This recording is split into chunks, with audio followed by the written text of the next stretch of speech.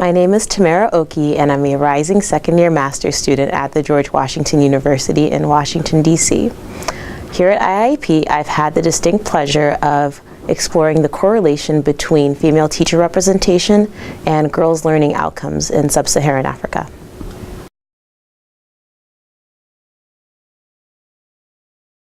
I consulted briefly with my supervisor, Hugh, and our director, Sue, to discuss the different options for conducting research, and we looked at three different potential topics.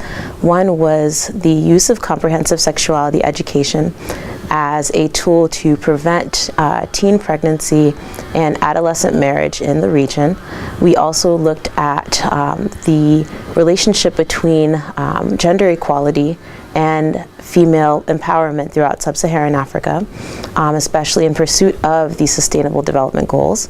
And we landed on the topic of exploring the relationship between female teacher presence and girls' learning outcomes, because we noticed there's a huge deficit in research available and information and findings specifically related to the girls' learning outcomes, and specifically related to gender, divided by gender, in the primary and upper secondary education landscape.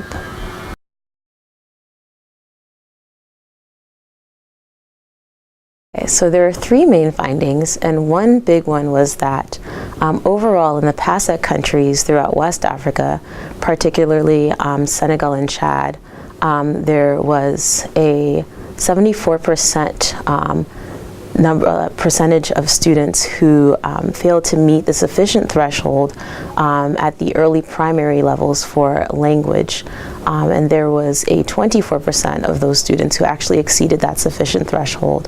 However, in Senegal and Chad respectively, there are only 28% and 16% of female teachers as of 2016. When looking at Southern African countries, for example, Rwanda and South Africa, Rwanda actually saw a 10% increase in girls' performance at the primary levels in literacy and in math compared to boys. So girls are outperforming boys slightly significantly in Rwanda.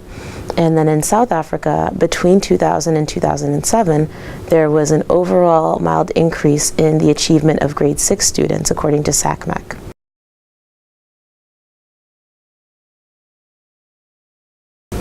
One big picture recommendation is for policymakers, stakeholders, and family members to provide girls with supplementary instructional materials that focus on women in leadership roles, which could serve to inspire female students, and also to provide community initiatives that focus on improving girls' health and improving girls' protection from violence in the school setting.